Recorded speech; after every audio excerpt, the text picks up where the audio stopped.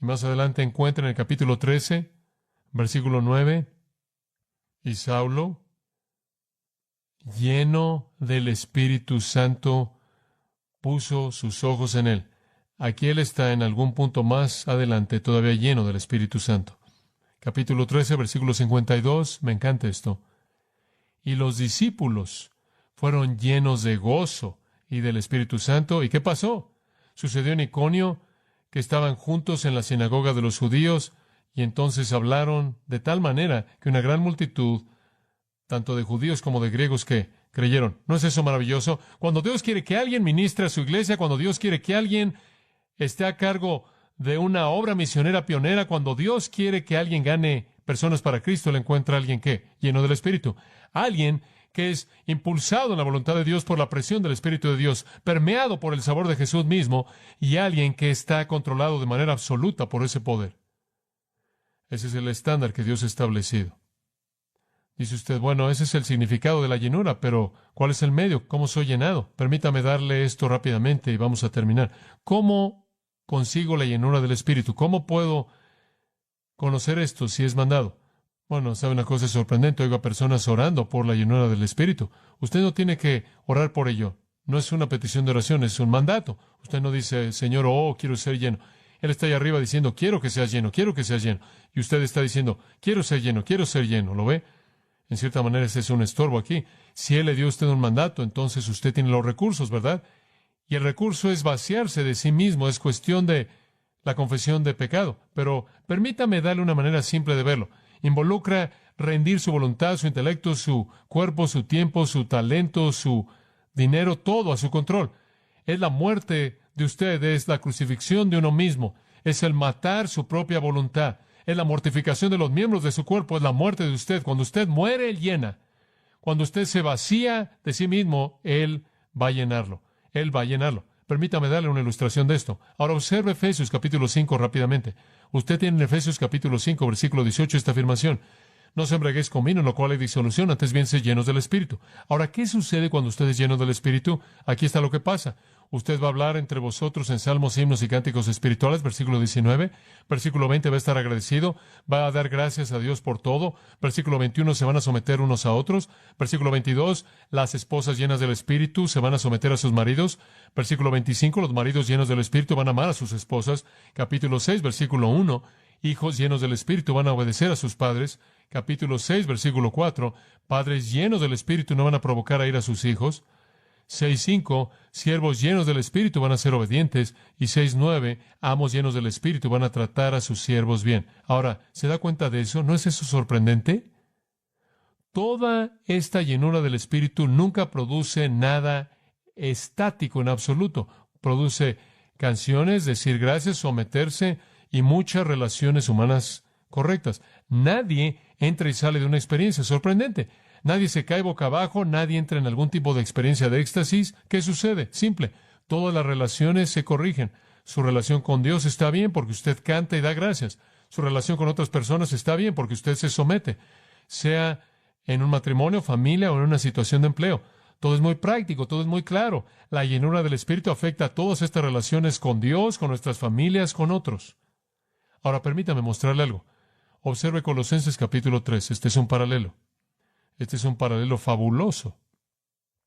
Colosenses 3. Ahora observe el versículo 16. Dice a la mitad del versículo. Enseñando y amonestándose unos a otros. Aquí vamos de nuevo. Exactamente como Efesios 5. Salmos, himnos y cánticos espirituales, ¿verdad? Versículo 17. Y todo lo que hagáis, sea de palabra o de hecho, hacedlo todo en el nombre del Señor Jesús, dando gracias. Ahora pasamos por la misma rutina de nuevo. Está condensado, pero todo está aquí.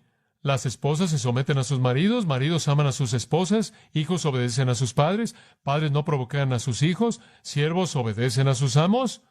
Y después en el capítulo 4, versículo 1, amos, traten a sus siervos de manera equitativa y justa. Ahora ve usted eso, la misma secuencia. Usted lo tiene todo ahí. Tiene las canciones, el dar gracias, la sumisión, las esposas, el marido, los hijos, el padre, el siervo, el amo. Idéntico. Ahora, sabemos lo que produce esto en Efesios 5, la llenura del Espíritu. ¿Qué lo produce aquí? ¿O es diferente aquí? Observe el versículo 16. la palabra de Cristo more, ¿qué? En abundancia en vosotros en toda sabiduría. Ahora, agárrense a su asiento. Permítanme decirles algo. Ser llenos del Espíritu es lo mismo como dejar que la palabra de Cristo more en abundancia en usted. ¿Lo ve? Tiene que ser lo mismo porque produce los mismos resultados. La gente dice, oh, la llenura del Espíritu es mística, muy mística. No, la llenura del Espíritu es tomar la palabra que Cristo nos ha dado y dejar que more en ¿dónde? En su corazón. ¿Quiere usted ser lleno del Espíritu? No se siente en un rincón, en algún lugar y le ruegue a Dios. Si quiere ser lleno del Espíritu, aliméntese de la palabra de Cristo. Y conforme usted es alimentado y lleno de la palabra y resulta en morar en usted en plusis, abundantemente, ricamente en plenitud, usted se va a encontrar colocándose bajo su control. ¿Quién es el autor de la palabra de Cristo? El Espíritu. Y cuando usted mete la palabra a su vida, se vuelve lo que lo controla. Como Spurgeon dijo, su sangre se convertirá en biblina. Él tiene razón. Es algo simple y no hay razón para hacerlo confuso. Ser lleno del Espíritu es simplemente dejar que la palabra domine mi vida. Si usted quiere conocer lo que es ser lleno del Espíritu, entonces aliméntese de la palabra de Dios, porque cuando la palabra entra, el Espíritu tiene la verdad con la cual le va a dar usted la dirección y la guía, como puede ver. Ilustración para cerrar. Y he usado esto muchas veces. Pedro quería estar donde Jesús estaba. Cuento esta historia en mi pequeño libro de la voluntad de Dios. Él quería estar donde Jesús estaba siempre. Digo, estoy seguro de que Jesús caminó por el camino y se detuvo y Pedro corrió atrás de él. Pedro lo seguía a todos lados. El Señor dijo, ¿te vas a ir? Él dijo, ¿a dónde voy a ir? Pedro siempre estaba ahí. Y entonces, como usted sabe, sé por qué estaba cerca de él. Porque cuando él estaba cerca de Jesús, 3 cosas sobresalen en la Biblia. Él hizo lo milagroso, dijo lo milagroso y tuvo valentía milagrosa. La primera cosa, usted sabe, la primera vez que usted ve a Pedro, él está en una barca en el mar y, hombre, es un tiempo de nervios, ¿verdad? La tormenta y están todos solos y está sacudiéndose y están a la mitad del mar de Galilea y de pronto ven a la distancia y aquí viene Jesús caminando sobre el agua y después Pedro piensa, estoy aquí, él está ahí, eso no es bueno.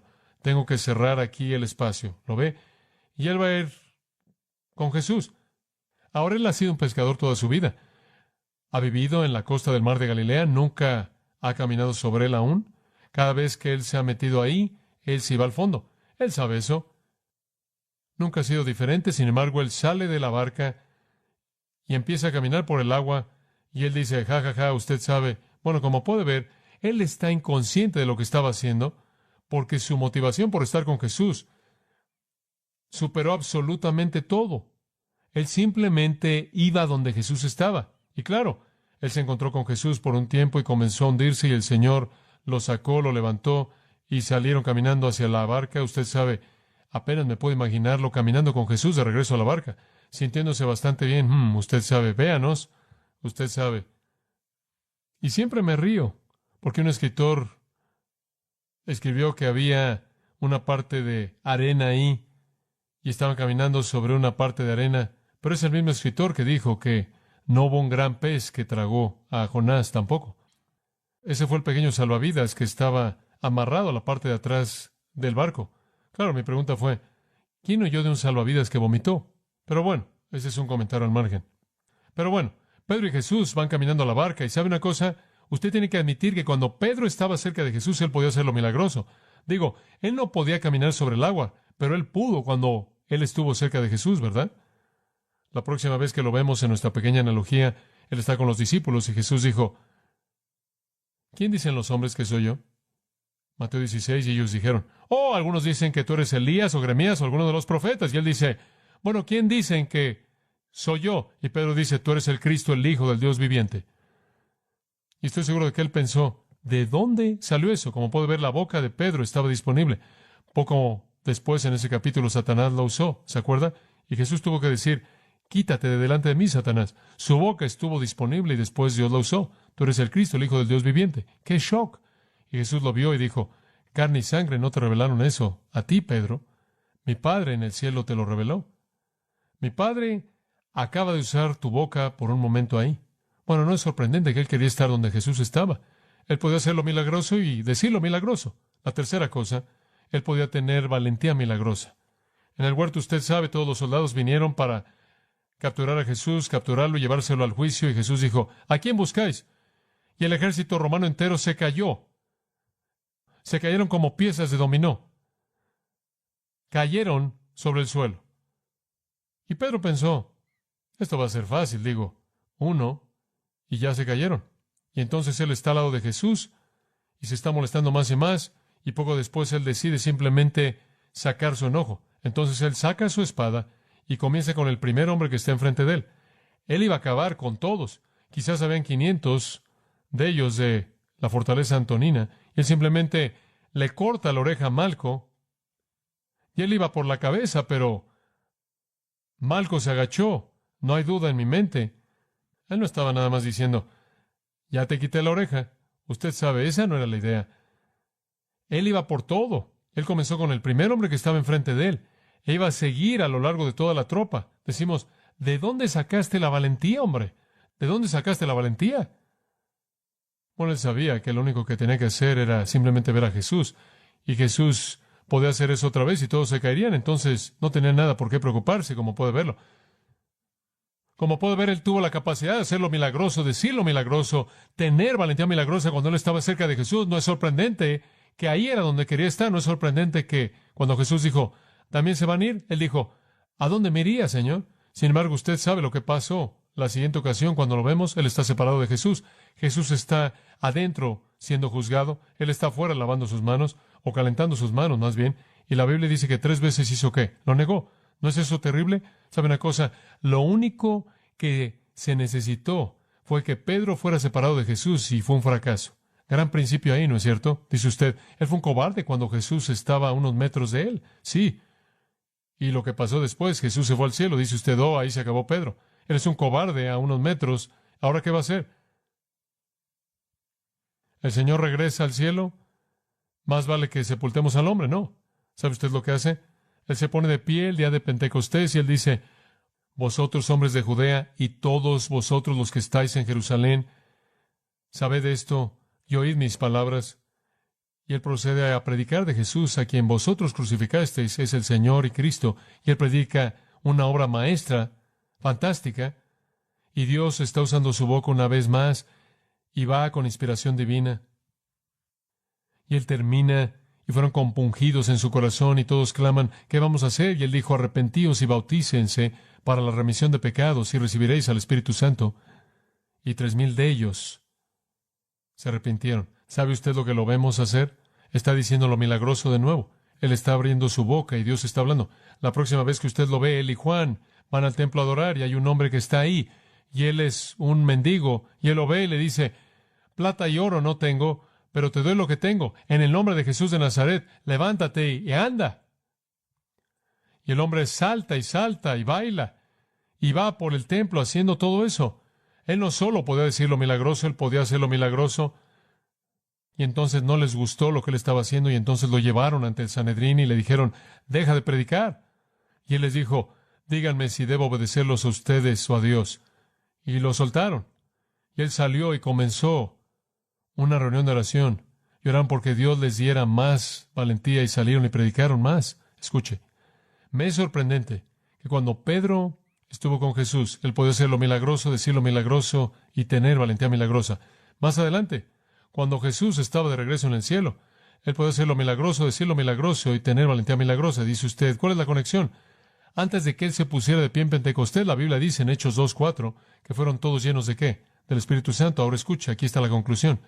Ser lleno del Espíritu es lo mismo como vivir como si estuviera junto a ¿quién? A Jesucristo. Ser lleno del Espíritu es lo mismo como dejar que la presencia de Cristo domine su vida. No es algo místico.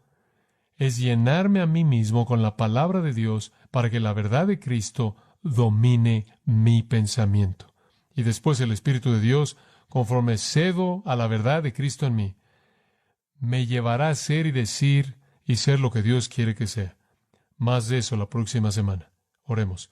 Padre, oro porque tú traigas al cuarto de oración y al cuarto de consejería a aquellos a quienes tú quieres que vengan. Tráenos de regreso esta noche, Padre, para reunirnos contigo de una manera especial. Gracias por el Espíritu Santo, quien vive en nosotros y quiere llenarnos momento a momento conforme cedemos a la presencia de Jesucristo. Ayúdanos a practicar su presencia, a pensar en Jesús desde la mañana hasta la noche, conforme nos alimentamos de su palabra para que el Espíritu pueda guiar, para que podamos ser útiles para ti en tus propósitos, para tu gloria, en el nombre de Jesús. Amén.